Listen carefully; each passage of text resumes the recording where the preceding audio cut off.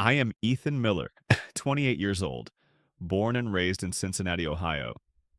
If you asked anyone who knew us growing up, they would probably tell you that my older brother Ryan was the golden child, and I was his shadow. And honestly, that would not be far from the truth. He was 4 years older, smarter, more confident, and had that magnetic kind of charm that made people lean in when he spoke. Even teachers who swore they were immune to flattery melted under his smooth talk. I used to watch him with awe, wondering how he could make the world bend toward him like that. When I was a kid, I wanted to be exactly like him. I studied the way he walked, the way he smiled, the way he could turn a simple sentence into a speech that made people nod like he had just revealed some universal truth. When I was 15 and Ryan was 19, our parents died in a car accident on their way back from visiting my aunt in Cleveland. One second, I was watching TV, waiting for them to call. The next, a police officer was at our door with that look people get when they have to deliver a tragedy. The next few days were a blur of casseroles, condolences, and hollow hugs. I barely remember the funeral. What I do remember is Ryan standing by the casket, hand on my shoulder, telling everyone, "Don't worry, I'll take care of Ethan." People clapped him on the back and called him strong, brave, responsible. They said things like, "Your parents would be proud of you," and he soaked it up. I did too. I believed him when he said we'd be okay. I believed that taking care of me meant love. What I didn't realize was that to Ryan it meant control. It started small. He took charge of everything: bills, paperwork, the house. I was grateful at first, but then came the lessons. Every morning at 5, he'd yank the blanket off me and bark, "Up! Discipline builds men." We'd run laps around the block while it was still dark. I hated it. My legs burned, my chest felt like fire, but when I complained, he'd say, "Pain is weakness leaving the body." I thought he was helping me. When I brought home a B in English, he grabbed my essay and tore it apart. "Do you think Wall Street hires people who settle for average?" he said while pacing the room. "Rewrite it. You'll thank me later." And I did it because he sounded so sure, so righteous. By the time I graduated high school, I did not really know who I was. I had opinions that were not mine, goals that came from his mouth, dreams I did not even remember choosing. Ryan was studying business at Ohio State then. He used to call me and talk about building empires. He said things like, "You and me, Ethan. We're going to make something big." He picked my college for me, University of Michigan, and my major, finance. "That's where the real money is," he said. "You'll thank me later." I kept thanking him for years before I understood what I was really thanking him for: training me to be his echo. He checked my grades every semester. If they dipped, he'd lecture me for an hour about focus and ambition. When I told him I wanted to take a creative writing elective, he laughed and said, "You can write after you retire rich." He always said it like it was a joke, but it never felt like one. I used to tell my friends how lucky I was to have such a dedicated brother. They'd smile politely, but I could tell they thought something was off. I ignored it. You do not question the person who raised you when you think they're the reason you survived. After college, things started to shift. I got an internship offer from a mid-sized marketing firm in Chicago. I was excited. My first taste of independence, my own apartment, my own choices. When I told Ryan, his expression went from curious to cold in 2 seconds flat. He said, "Marketing's for people who sell other people's dreams. We make dreams." I tried to argue, but he made me feel stupid for wanting something different. I turned the offer down, convincing myself that he knew better, but it lingered in me like a splinter, tiny, painful, and impossible to ignore. When I turned 24, I got an offer from a small tech startup in Columbus. It was messy, unpredictable, and paid barely enough to cover rent, but it felt alive. For the first time in my life, I made a decision without telling Ryan. I signed the contract, moved, and started working like my life depended on it. The company built software for logistics and shipping. Nothing glamorous, but it was honest work. Every day felt like mine. I was building something from the ground up, and no one was telling me how to do it. Then Ryan found out. I do not even know how. He called in the middle of a client meeting and shouted so loudly that everyone could hear. You went behind my back. We had a family plan, Ethan. You're betraying me. His words were sharp enough to slice through the room's air. I could feel my face burning as my coworkers stared. I did not say a word. I just hung up, walked outside, and sat on the curb for an hour staring at my phone. My hands were shaking. Then I texted him 3 words. I'm done, Ryan. That was the end of it. Or at least, that is what I thought. We did not speak for almost 4 years. During that time, I built myself from scratch. I learned from the people around me, the ones who failed, the ones who succeeded, and the ones who showed up every day even when no one noticed. I learned that leadership is not about barking orders, it is about listening. That profit means nothing without respect. I climbed from operations assistant to manager, then to head of logistics.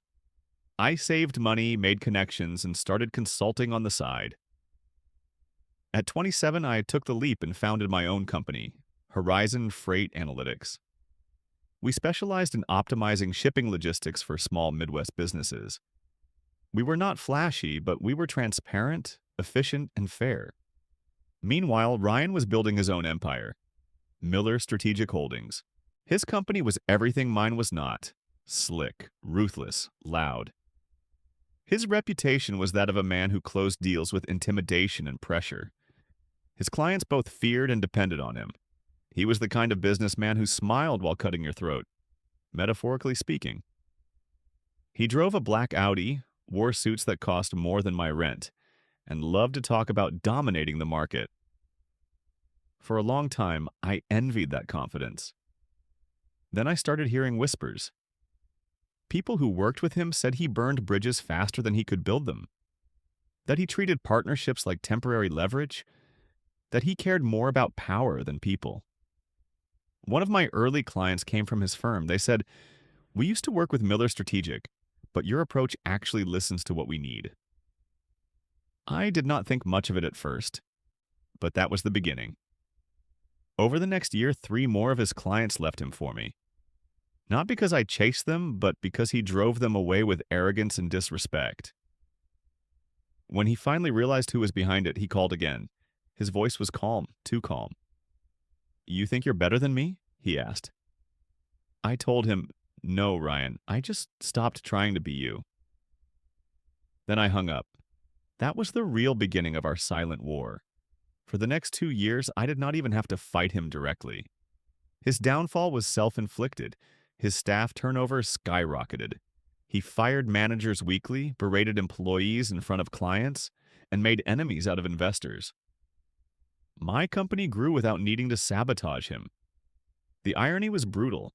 His lessons about control and dominance were the very things destroying him. He even tried some underhanded moves against me. He undercut my contracts, spread rumors, and once sent one of my employees a fake job offer to lure her away. She came straight to me with the email, laughing. I remember saying, "That's classic Ryan," but deep down I felt something shift. It was not amusement anymore, it was pity laced with sadness. As Horizon grew, I realized that every victory over him felt hollow. Each client I gained, each headline we earned, it all felt like proof I was still measuring myself against him. I was winning, but I did not feel free. One night, I stayed late in my office, surrounded by spreadsheets and projections, and it hit me. I had spent years trying to beat a version of him that no longer existed. The discipline, the hunger, the obsession, all of it came from him. He had built me in his image, and I had carried that image like a curse disguised as ambition. Then, a few weeks ago, I saw him. It was late evening at a small diner off the highway near Dayton. I stopped in for coffee, exhausted from a long client visit. I spotted him by the window, alone, stirring his cup like it was heavy. His shirt was wrinkled, his hair thinner, and the confident posture I once envied was gone. There was no Audi outside, just a faded sedan parked near the back. For a moment, I just stood there, watching him, trying to reconcile the man I idolized with the one in front of me. He looked human, fragile. I felt 1,000 emotions: anger, nostalgia, regret, but mostly pity. I walked to the counter, asked for my bill, and quietly paid for his meal, too. The waitress smiled and said, "That's kind of you." I just nodded. I did not go up to him. I did not need to. As I stepped outside, I saw his reflection in the diner window, looking out but seeing nothing. For the first time in years, I felt light. Not because I had won, but because I finally understood. Ryan had spent his life fighting the fear of being powerless. I had spent mine trying to prove I was not his shadow. But power and freedom are not the same thing. He taught me discipline, drive, and focus, but he also taught me what not to become. So maybe he made me ruthless, but I made myself better. And that, I think, is something he never taught me, but I learned anyway. It had been nearly 6 months since that night at the diner when I saw Ryan sitting alone, looking like the world had finally caught up with him. I didn't tell anyone about it. Not my business partner, not my friends, not even my assistant who had somehow become my unofficial therapist during long nights at the office. It wasn't shame or guilt that kept me quiet, it was something else. Something like closure that hadn't fully decided if it wanted to exist yet. My life had started to settle into a rhythm I could finally call my own. Horizon was growing steadily. We had just signed 2 major contracts with regional freight companies, and I was thinking about expanding into Chicago. My days were busy, but they were mine.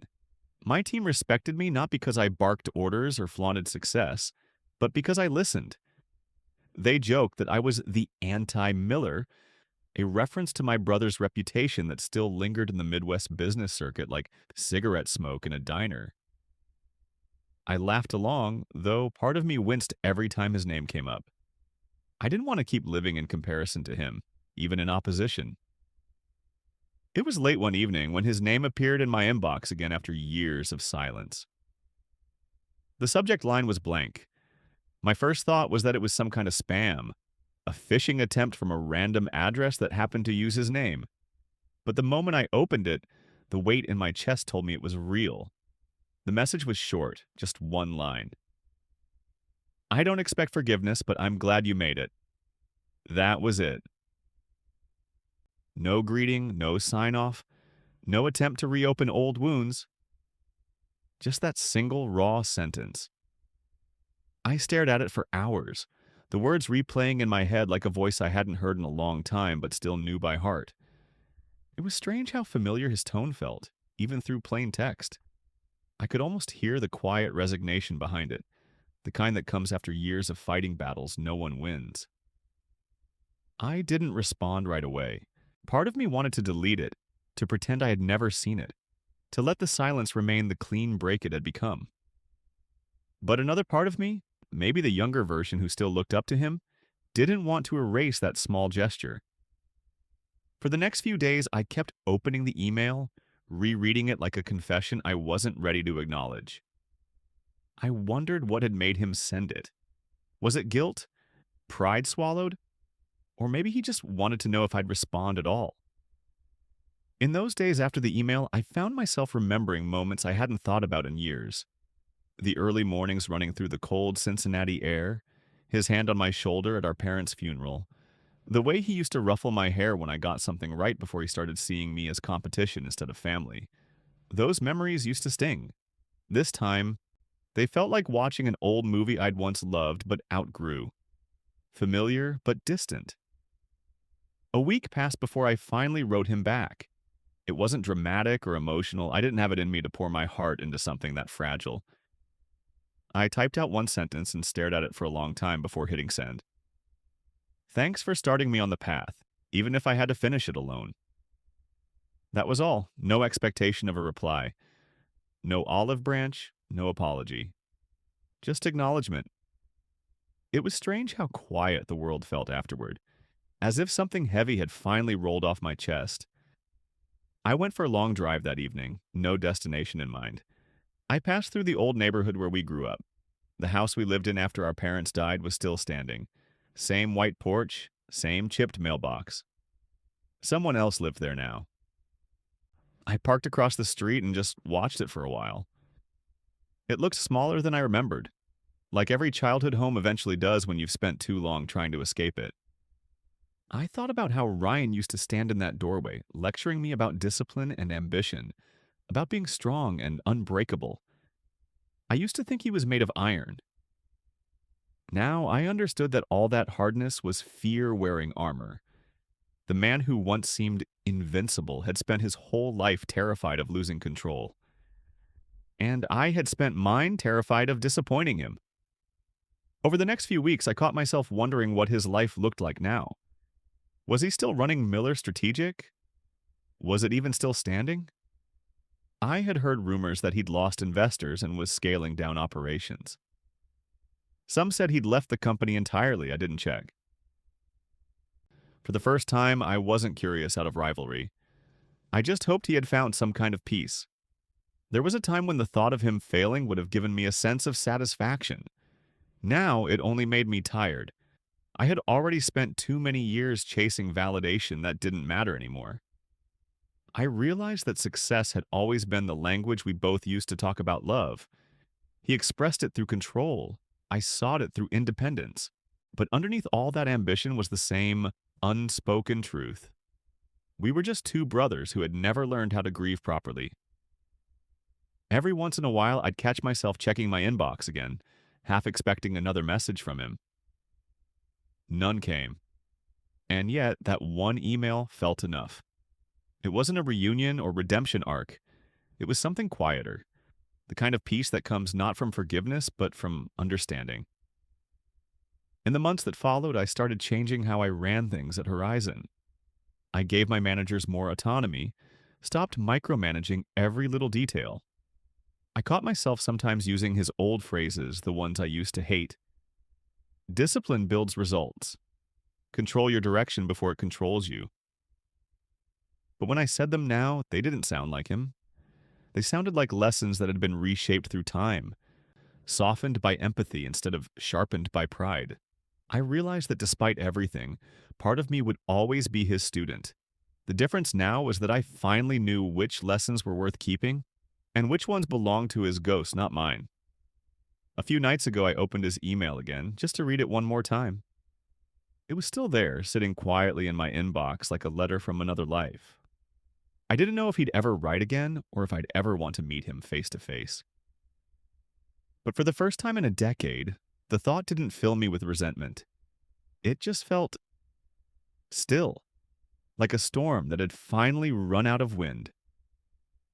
Ryan and I may never go back to being brothers the way we were before everything fell apart. That version of us doesn't exist anymore. But somewhere in the quiet space between that one line he sent and the one I sent back, I felt something shift.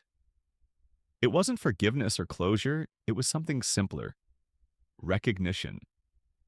We may never rebuild the bridge we burned, but at least now we both know it existed once. And that's enough for me. We haven't met yet, but it feels like the first quiet truce of our lives. After that quiet exchange of emails, months passed in silence. I threw myself into work as Horizon grew stronger while Ryan's company, Miller Strategic, finally collapsed. The news said operational mismanagement, but I knew what it really was. His ego had burned everything down. For the first time, I didn't feel satisfaction, just a strange, quiet sadness. A few months later, I heard he'd taken a modest consulting job in Indianapolis.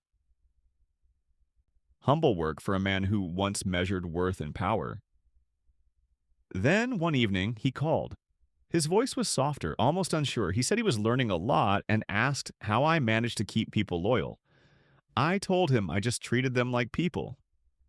He laughed, a real, unguarded laugh, and for the first time in years, it sounded like the brother I used to know. Life moved forward. I married Claire, a woman who reminded me what warmth felt like. She never tried to fix me, she just made me believe I was already whole. When she told me she was pregnant, I felt something I hadn't in years. Peace. Ryan came by last week. He looked older, quieter, but lighter somehow. He brought a box of baby clothes and said, "Maybe you can teach them to be better than both of us." I told him, "That's the plan." We stood there awkwardly, two men who had spent years fighting each other, now learning to exist side by side. And that's how it ended. Not with revenge, not with victory, but with peace. Because sometimes the greatest success isn't proving someone wrong. It's learning to stop fighting ghosts and finally live your own life.